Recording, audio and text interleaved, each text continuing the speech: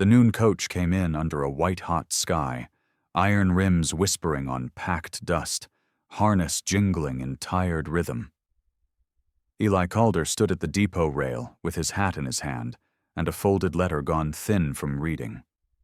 He knew the exact weight of Clara Whitfield's words, how she missed the sound of wind in wheat, how she believed work made a person honest, how Sundays still steadied her even when the mill ran late. He had planned his first sentence the way a man plans a furrow. Straight and simple. You won't be alone anymore. Children drifted toward the platform. Mrs. O'Rourke shaded her eyes with a ledger and pretended not to watch. The station master wiped the brass bell as if that might make the coach arrive sooner. When it did, it rocked once and settled. The driver kicked the brake, climbed down, and pulled the door. A woman stepped into the light. She was not Clara. She moved like someone who had learned to save steps, one hand on the jamb, the other keeping hold of a small, browned valise. Travel dust pale on the hem. A face carved a little finer by weather than the photograph in Eli's drawer. Darker hair than he expected, gathered neat under a plain hat. Not a stranger's face, either. Something in the mouth, its unsure curve, pulled at a memory he hadn't been given. Conversations thinned to a line, and then snapped. Even the horses turned ears. The woman's gaze went slow across the small crowd, measuring. Eli felt the moment she found him. It landed like a palm across the chest. She breathed in as if steadying a ledger column, and came forward. "Mr. Calder?" she asked. The voice was low, smoothed by long stretches without talking. "Yes," Eli said. His planned sentence fell apart in his pocket. She adjusted the valise handle but did not set it down. "My name is Mara Whitfield," she said. "Clara's sister." The platform boards held the weight of the words. Someone dropped a parcel that thumped like a fist under a table. Sister. Whitfield. The mill girl's last name, shaped by another mouth. Eli had never read that name in any of Clara's letters. A brother once, lost to fever. A mother, careful and kind. No sister. No Mara. He felt his hand tighten around the letter until the paper creaked. "It's Clara!" He couldn't push the rest through his throat. "Alive," Mara said, and the word seemed to cost her something. "She couldn't come. She asked me to." The driver studied his glove like it needed instruction. Mrs. O'Rourke opened her ledger and found nothing to write. A boy on the baggage cart mouthed the name to see how it fit, and got swatted for it. Eli said, "Because a man needs one solid thing to stand on. You'll want water, shade." A small nod. Gratitude without softness. "If it's no bother." They crossed to the trough. The day lapped at them in heat. Eli dipped the ladle, passed it across. Mara drank like a person practices it. Short, careful sips, not greedy. Up close he saw a white thread of scar near her hairline, the neat repair in her sleeve where a nail must have caught. The same Whitfield eyes he had learned on paper but older, holding back weather. "Thank you," she said, and set the dipper exact. Eli looked at the suitcase, at the small stitched initials on the leather that did not match the name she'd given. He looked back at her face, and found it waiting for a question he hadn't formed yet. The town's noise pressed and then retreated, like waves that had remembered a different shore. "My place is a mile," he said. "There's supper. You can tell me on the porch." Mara's mouth made a shape that might have been relief if she'd allowed it to finish. She nodded once. "All right." They walked out of town between heat shimmer and grass whisper, the station bell a distant tin promise behind them. Eli matched his steps to hers and found she matched back, the way people do when they've walked with hardship and learned to be careful with other people's pace. Crows hopped along a fence, black against the burn of the field. A windmill clicked its old, patient rhythm. "You said you're Clara's sister," he tried. "I am." She kept her eyes on the road, as if it was a line she meant to hold. "Folks stopped saying my name a while ago. 10 years will do that." 10 years, Eli repeated, because sometimes a number helps your mind find shape. "Clara never—" "She didn't," Mara said. "Not to you, not often to anyone. It hurts less if people are only one person at a time." She glanced over, a quick, honest look. "I'm not here to hurt her. Or you." They crested the small rise where his land spread simple before it. House bright from last week's wash, porch swept, a pair of chairs, a row of jars on the sill catching light like kept honey. He saw it suddenly with a stranger's eye and checked himself for swagger or shame. Found neither. The place was only what it was. "It looks kept," Mara said, a verdict that was not unkind. "I try," Eli said. On the porch, the dog came forward, sniffed Mara's skirt, and decided on approval. She set the valise on the rail and did not open it yet. Eli fetched 2 tin cups and the cool from the cistern. They sat. Between them, the empty chair he'd brought from Bartlett's sale with a ribbon waiting in its drawer. Mara rested her palms on her knees, steadying them with the simple weight. "Clara asked me to come ahead," she said at last, "to see if what you wrote is what you are. She'll come if I say so."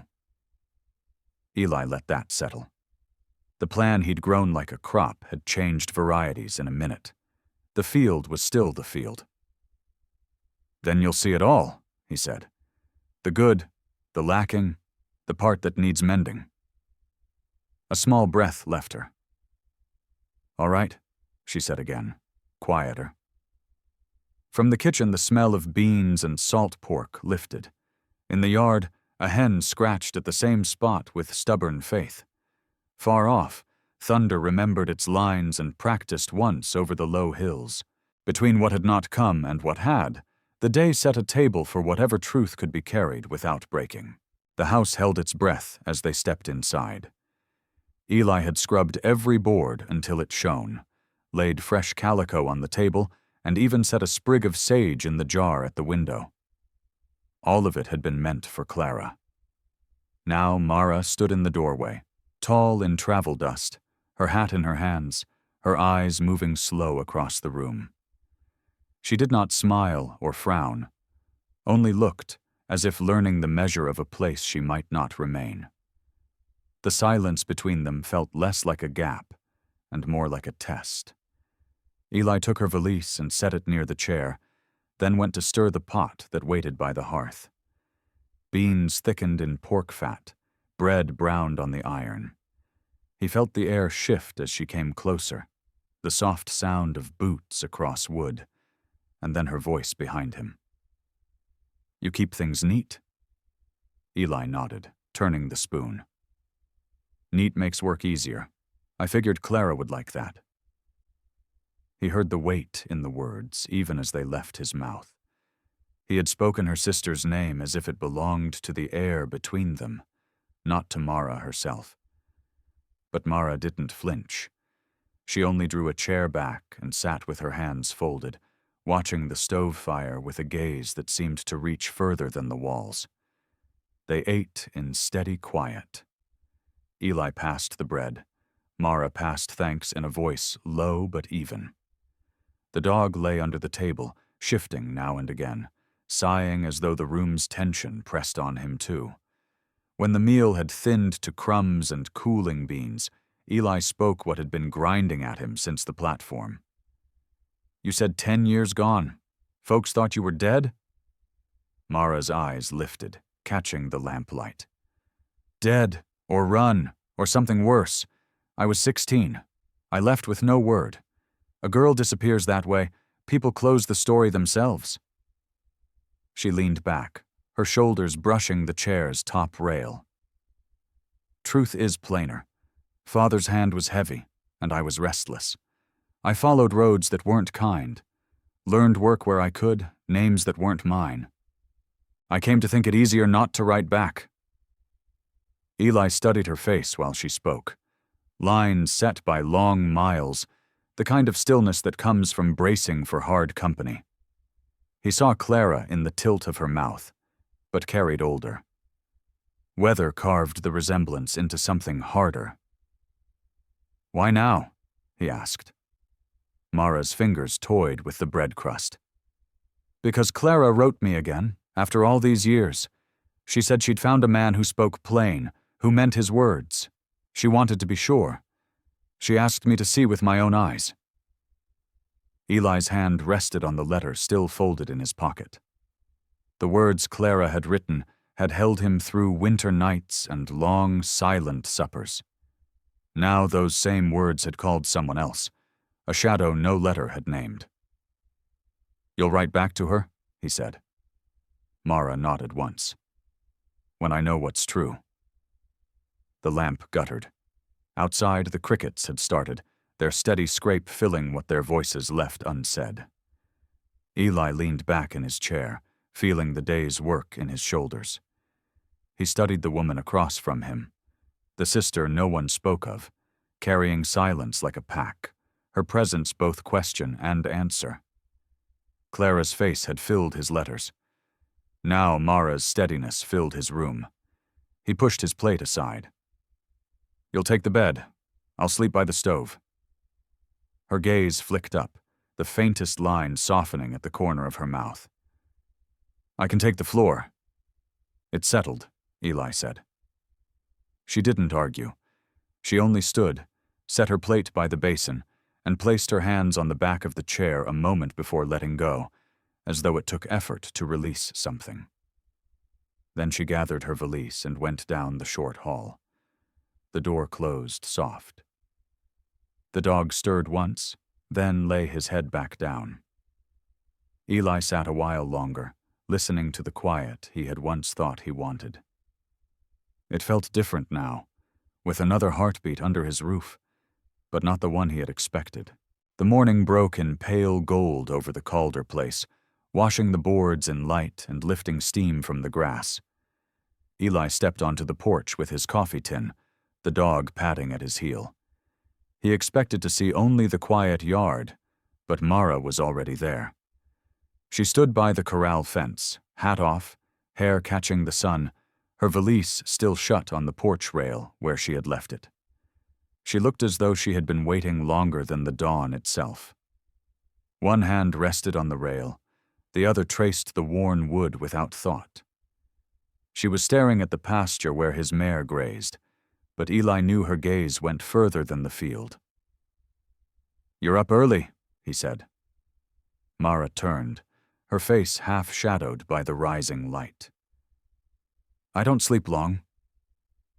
Her voice carried something heavy beneath the evenness, as if she had grown used to standing guard over herself. Eli leaned on the post beside her. For a time they only listened to the horse crop the grass and the windmill squeak its slow rhythm. At last Eli said, "I've got to ask. 10 years gone, and Clara never said. Why?" The question left his mouth like a stone from the hand, straight and impossible to call back. Mara's eyes stayed on the pasture. "Because she hoped I was still out there. And if she told folks, they would have finished me in their minds. Buried me, judged me, whatever made it easier. She couldn't do it." The words hung between them. Eli saw the scar again at her hairline, the quietness carved in her shoulders. This was a woman who had walked through storms he couldn't name. "You came back for her," Eli said. "I came back because she asked," Mara corrected. "There's a difference." Her eyes shifted to him then, sharp and searching.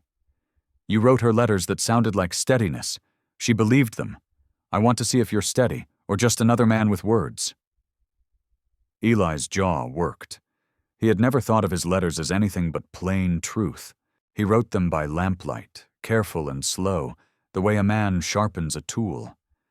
Now those words were being weighed in another hand, and he felt the measure like a blade across his chest. "You'll have your chance," he said quietly. They stood a moment longer. Then he fetched the bucket and rope for the well. Mara followed without being asked, taking the rope in her hands as if the work steadied her. She pulled with ease, the pail rising quick, her arms sure. She carried the weight without strain, set the bucket down as if she had done it 1,000 mornings. Eli noted the ease and the strength, and something in him shifted. Respect edged with wonder. Later, at the table, she unrolled Clara's last letter. The paper was creased and thinned, the script familiar to Eli but touched by different hands now. Mara read a line aloud, her voice halting. "He is a man who works honest, who will not waste words, who can hold silence without shame." She looked up. "Are you?" Eli met her gaze. "I try." It wasn't a boast, just fact. Mara studied him a moment longer before folding the paper. Her hands lingered on it, as though it carried more weight than the valise itself. The day went on with chores. The fence line needing nails, the coop a fresh sweep. Mara moved through the work without being told, finding tools, lifting boards, carrying buckets. She was not the bride who had promised to soften his evenings with song and gentle words. But she was here, and her presence pressed itself into the rhythm of the ranch like a stone altering the current of a stream. When dusk came, Eli sat on the porch rail. Mara joined him, hands clasped in her lap, eyes far off.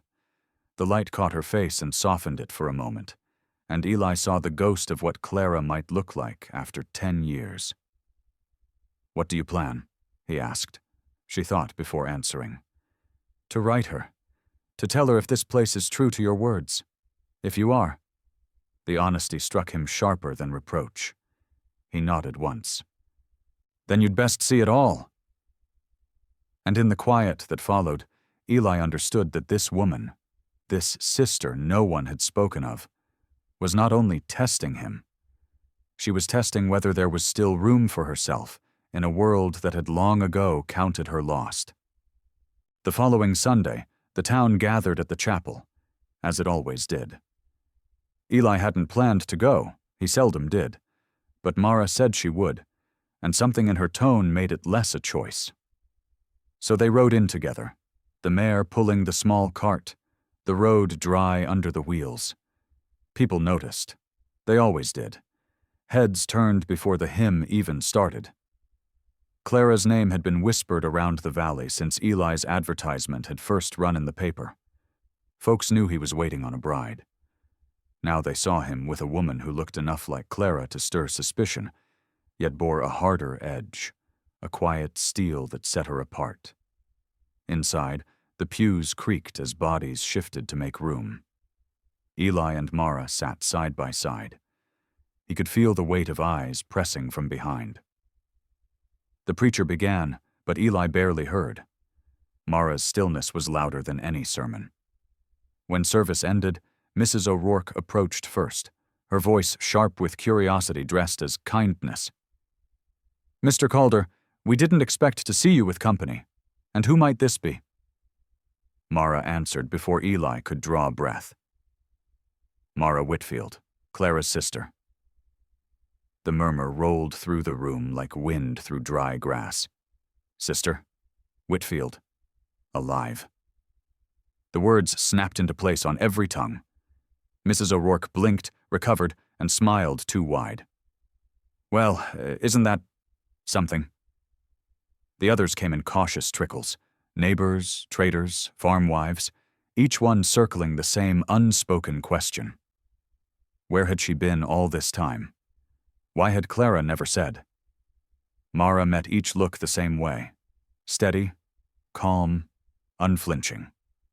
Her silence said more than explanations ever could. Back in the cart, Eli held the reins tight as they rolled toward home. The weight of the whispers clung like burrs. He glanced sideways at Mara, who sat with her hands folded in her lap, her gaze on the road ahead. "You told them straight," he said at last. She didn't turn. Better straight than bent. I'm not here to hide.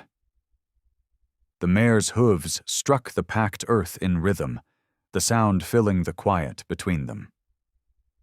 When they reached the ranch, the sun had shifted west, shadows stretching long across the yard. Eli set to the chores, but his mind was tangled with the looks, the murmurs, the weight of Clara's absence. Mara moved alongside him, carrying feed, mending the fence, her presence as steady as the hammer in his hand. Later, as dusk fell, they sat on the porch again. Eli set his cup down harder than he meant to. They'll talk. They'll wonder why Clara didn't speak of you. Why you're here now. Mara's face turned toward the fading light. Her eyes were tired but firm. Let them wonder. Their talk won't change what I have to do. Clara asked me to judge the truth. I will. Eli leaned back, the wood creaking under him. And if you find me wanting? Mara's gaze held his. For a long moment nothing moved but the wind in the grass. Then she said, quiet as a prayer, Then Clara stays where she is, and you go on alone? The words landed heavy, final as iron. Eli nodded, though his chest ached. He had never thought of love as something to be weighed by a stranger. Yet here he was, under judgment not from Clara's hand, but her sister's. The night settled. Crickets began their song. And Eli understood that his letters had built more than a promise. They had built a test. And Mara Whitfield was the one holding the scales. The next days fell into a rhythm, though it was nothing like the one Eli had imagined. Mara rose early, as if the years away had taught her never to waste light. She worked beside him, her long frame moving through chores with practiced steadiness. She handled tools without flinch, carried buckets without strain, mended wire with patient hands. Eli watched. At first because he wasn't sure what to make of her, later because he couldn't help it. She carried herself differently from Clara. Less softness, more guarded will. Yet in the slope of her brow, in the turn of her mouth, there were echoes he recognized. Each evening, when work gave way to supper, Mara pulled a folded packet of letters from her valise. Clara's letters. Eli had written them through seasons of cold nights and long silences, his words stitched from loneliness and careful hope. He had sent them out across the miles, never knowing they might be read by someone else. Mara unfolded them one by one, her eyes moving slow. Sometimes she read aloud, just a line, never more. I don't need a woman who fills silence with chatter. I need one who can share it without fear. Her voice gave the words a weight Eli had not heard when he wrote them. She looked at him over the paper, measuring. That's what Clara believed, she said. Eli felt the ground shift under his chair. He answered plain, It's what I believe. She folded the paper with careful hands, as though it were something fragile. Another evening, she read from a different page. I reckon a home is made less by walls and more by someone who tends the fire when you're too tired to strike the flint. Mara set the letter down. Did you mean that? I did, Eli said. Her eyes lingered on him, steady, until he had to look away. By the third night, Eli found himself dreading and waiting for the letters both. Each word he had once written for Clara now came back through Mara's voice. And each time, her gaze asked the same question without speaking. Was it truth, or was it just words to woo a woman he had never seen? On the fourth evening, rain began against the roof, soft but steady. Mara lit the lamp and opened one more page. This time her voice faltered as she read. I think more than a wife, I want a partner. Someone who will share the load and not let me fall into myself. Her hand trembled slightly as she lowered the paper. Do you know why she sent me here? Eli shook his head. Because she wanted to be sure you were that man. She knew her own hopes. But hope's blind. She trusted my eyes more than her own. The rain deepened, drumming on the boards. Eli leaned forward, elbows on the table, his face in the lamplight. And what do your eyes see? Mara didn't answer at once. She folded the page, tucked it back in its place. Her hand rested on the bundle as though it anchored her. At last, she said, low, I see a man who means his words, but I also see a man who doesn't know what it costs to keep them. Her voice was not cruel, only certain. Eli felt the truth of it strike deep. He had written lines with hope. She read them with scars. The lamp hissed as a drop of rain found its way through the roof. Mara set the letters aside, stood, and pulled her shawl tighter. Tomorrow, I'll ride with you to the south pasture. I want to see how you handle land when it stretches far. Eli nodded. He did not trust his voice. When she turned for the hall, the lamplight caught her face. For a moment he saw not just the stranger she had become, but the girl who might once have walked the same fields with Clara, before silence swallowed her. Then she was gone, the door closing soft. The dog sighed by the hearth. The rain held steady, and Eli sat at the table, staring at the bundle of letters he had written for one woman, but that now lived in the hands of another. Morning came sharp and cool, the sky clear after the storm. The ground smelled of wet earth, and the creek ran higher than usual, tumbling over stones with restless sound. Eli saddled the mare, tightening the cinch with hands that had done the work 1,000 times. Mara stood ready without being told, her borrowed coat buttoned high, her eyes on the horizon as though she had been waiting years for this ride. They set off toward the south pasture, the dog trailing at their heels. The land rolled wide before them, open grass bending under the wind, cottonwoods marking the creek line, hills rising pale against the distance. Eli had always ridden it alone. Now every hoofbeat felt different with Mara riding beside him. She sat tall in the saddle, her movements sure. Whatever years had been taken from her, they had not stolen the way she belonged on a horse. She rode like one who had traveled long roads with little company. Eli noticed the ease with which she guided her mount, the way her eyes flicked across the land as though reading a map written only for her. At the southern fence line, Eli swung down to check the posts. Rain had loosened too, and wire sagged low. He set to work, boots sinking into soft ground, hammer steady in his hand. Mara dismounted too, taking up the spare post he pulled from the wagon. She held it firm while he drove nails, the rhythm of steel against wood echoing across the empty field.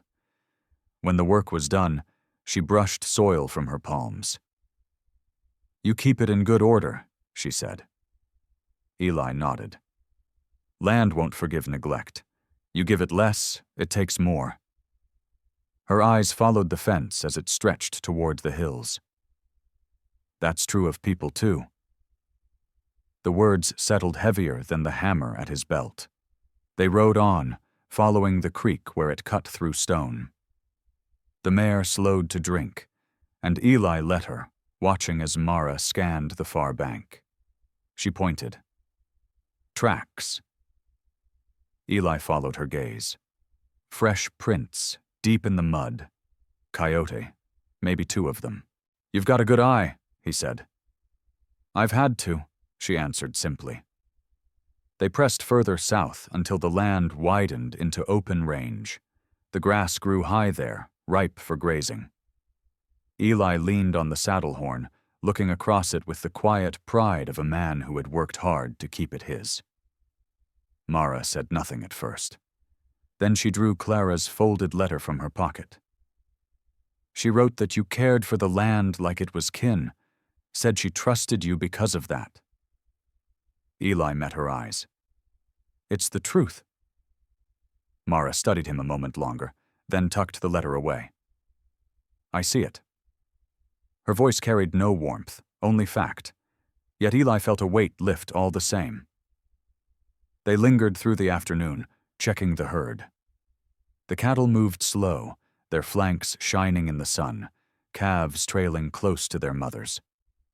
Mara watched them with quiet concentration. At one point, a young steer broke from the group, skittish, charging toward a shallow ditch. Eli moved to cut it off, but Mara was quicker. She swung her horse forward, guiding it with ease, and blocked the steer before it could stumble. She whistled low, steady, and the animal turned back. When it was over, she sat still, her horse breathing hard beneath her. She didn't look at Eli, didn't smile, only said, "You'd lose stock if you let them wander. Don't." Eli nodded. There was no pride in her words, no show, only the blunt truth of someone who knew what it cost to survive. As the sun dipped, they turned back toward the ranch. The light stretched long across the fields, painting the land in fire and shadow. Eli rode in silence, his mind full. This woman was not Clara, and yet her presence had begun to root itself in the soil of his days. Back at the barn, as they unsaddled, Mara said, "Clara wrote that you were steady. Today you were. I'll mark that." Eli looked at her, the lines of her face sharp in the fading light. He didn't answer. Words seemed smaller than the moment. They left the barn together, walking toward the house as the first stars appeared. Behind them, the land lay quiet, its fences mended, its herd gathered. Ahead, the porch lamp burned, waiting. Night came cool, the air sharp enough to carry every sound across the valley. The dog lay by the porch steps, ears flicking at distant coyotes. Eli sat at the table inside, the lamp hissing low, watching shadows climb the wall. Mara sat across from him, Clara's letters stacked neatly at her elbow. She hadn't opened them tonight. Instead, she stared at the flame, her face unreadable. Eli waited. He had learned patience long ago, but with Mara, silence was heavier than iron. Finally, she spoke. "I was 15 the last time Clara saw me." Her voice was flat, as though stating a fact rather than telling a memory. "One morning I walked out of the house. By nightfall I was gone. Folks said I'd been taken, or killed, or worse. No one ever knew. Clara carried that weight." Eli shifted, the chair creaking under him. "Where did you go?" Mara's eyes lifted to his, dark and steady. "West. Further than I meant.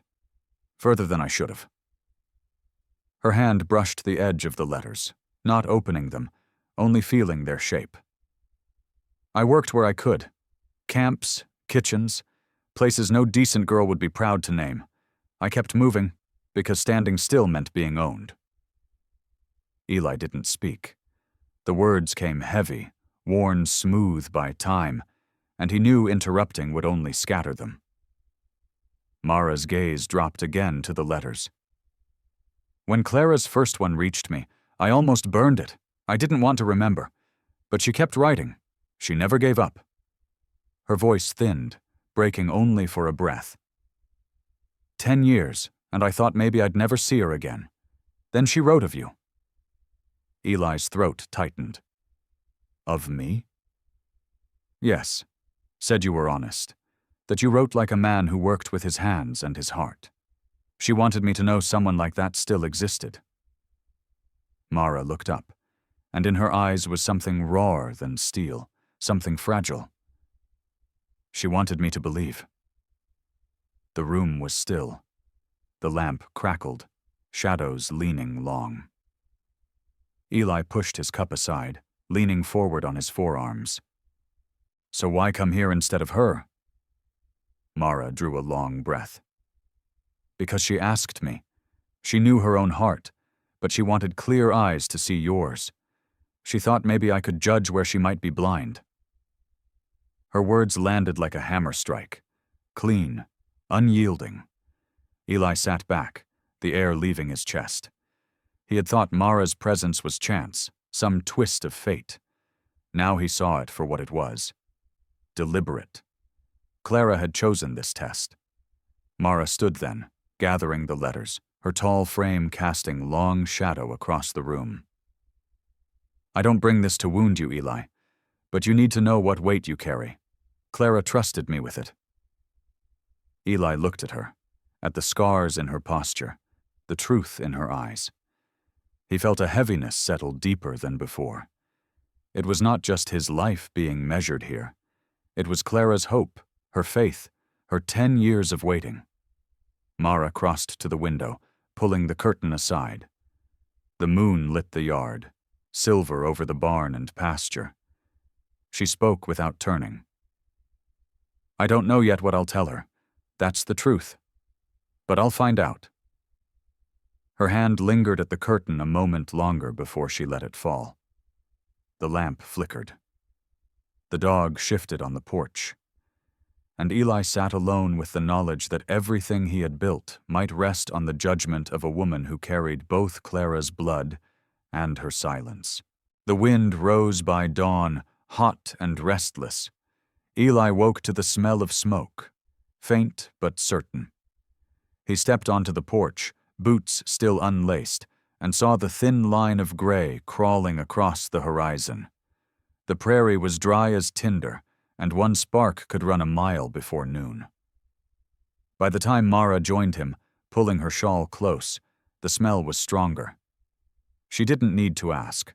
Her eyes were already on the same ridge. It's moving fast, she said. Eli nodded grim. South wind will drive it straight for the herd. There was no time for hesitation. They saddled quick, the horses restless under the smoke, and rode hard toward the southern pasture. The dog sprinted ahead, barking sharp at the rising threat. The fire showed itself soon, low flames licking dry grass, moving in waves under the push of the wind. Already it stretched wide, a living line of red and black. Eli's stomach clenched.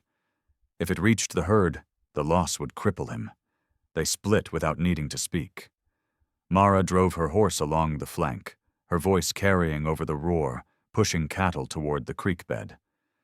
Eli rode the other side, cracking his whip, turning beasts that tried to break. Dust rose with the smoke, choking and blinding. At one point a young calf froze, bleating against the heat. Mara swung down in one motion, scooping it up like it weighed nothing, and heaved it onto her saddle.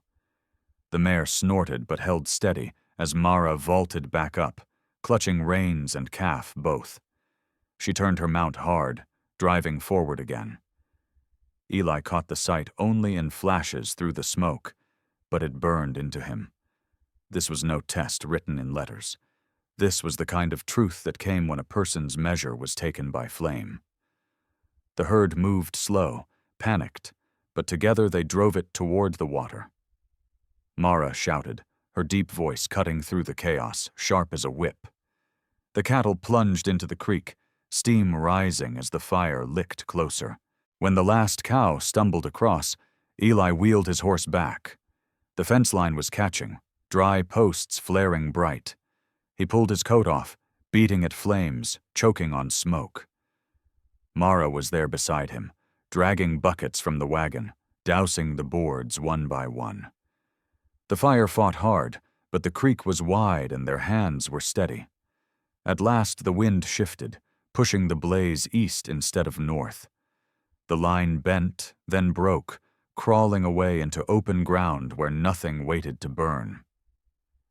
Eli slumped against the fence, chest heaving, lungs raw. Mara stood a few feet away, her face blackened with soot, her hair loose from its braid, the rescued calf still pressed against her side. Her eyes met his through the haze, and in them he saw no judgment now, only the flat honesty of someone who had stood with him against ruin. They walked the herd together until the danger passed, the sun dipping low and red through the smoke. When at last they turned toward home, silence rode with them. But it was not the silence of strangers. It was the silence of survivors. Back at the ranch, Eli poured water from the well, handing Mara the dipper first. She drank deep, wiped her mouth with the back of her hand, then set it down. "You didn't falter," she said. "Neither did you." She shook her head slightly. "I've seen men fold quicker." The words were plain, but they carried something heavier.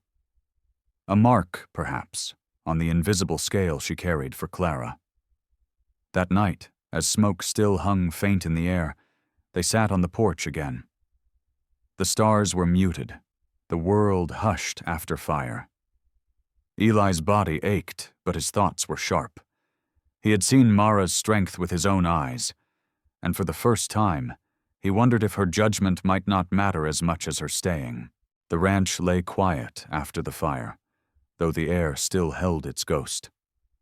Ash clung to the grass, and the sky seemed paler than before. Eli moved slow through the morning chores, every muscle sore from the fight. Mara was already at the barn when he arrived, her sleeves rolled, her face washed clean, but her eyes shadowed from the long night. They worked without much talk. The cattle were restless, shifting often, lowing in the stillness. Eli checked them one by one, and Mara moved down the line with a calm steadiness that settled the herd more than any rope or prod. When the work was done, she sat on the fence rail, pulling Clara's bundle of letters from her pocket. She turned them in her hands, not opening them, just feeling the weight. Eli leaned against the post nearby, wiping his brow with the back of his wrist. At last Mara said, "I haven't read them all?" Eli looked at her. The words caught him off guard. "Why not?" Her thumb traced the edge of the paper.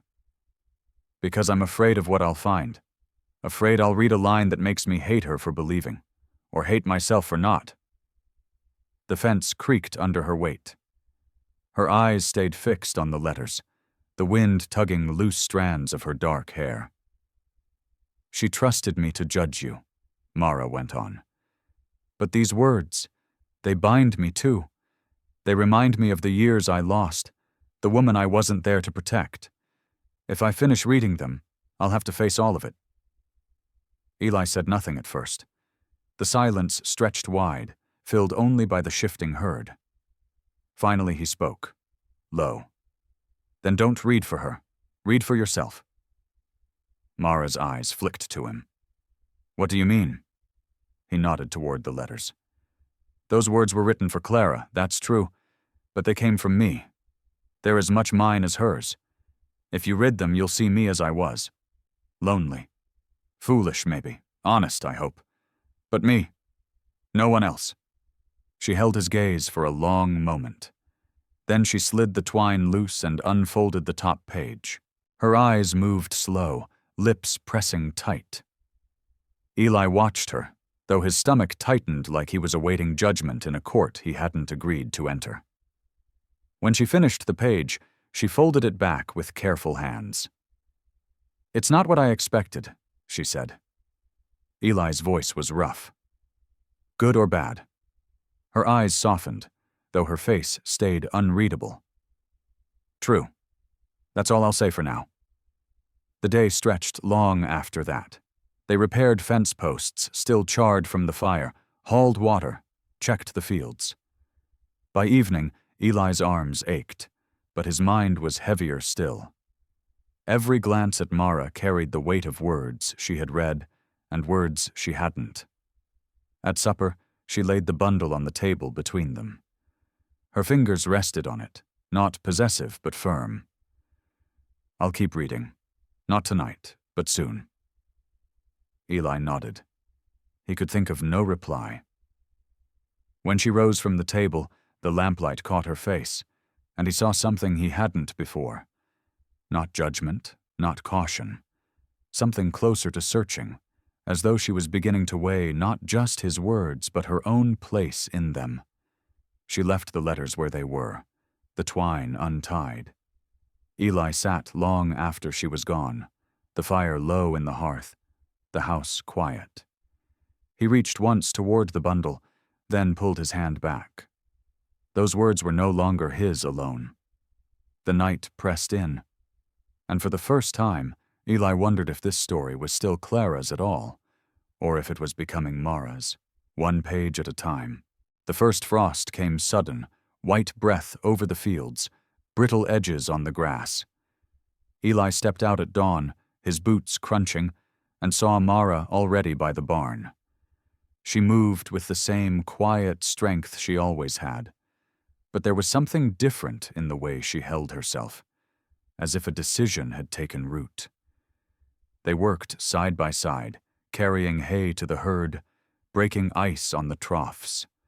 The cattle pressed close, their breath steaming in the sharp air. Mara's hands were steady, her eyes on the animals, but Eli could feel the weight of words waiting behind her silence. When the chores were done, she didn't turn back toward the house. Instead, she leaned against the fence, Clara's bundle of letters tucked under her arm. She had finished them all. Eli knew without asking. "I read every word," she said at last. Her voice carried no tremor, no hesitation. "Clara loved you, Eli. She trusted you in ways I don't think she trusted anyone else." Eli's chest tightened. The truth of it was like a knife, clean and sharp. "And what do you think?" Mara looked at him, her gaze direct, unflinching. "I think she was right about you. You are steady, honest, the kind of man who carries more weight than he ever says out loud. She believed in that. So do I." The frost crackled under the hooves of a shifting steer. The world held still around them, as if waiting for her next words. "But Clara is gone," Mara said, softer now. "And I am here." Eli swallowed hard. "What does that mean for you? For me?" She drew a slow breath. "It means the choice is mine. Clara wanted me to judge you. I've done that, and I've found a man I could stand beside."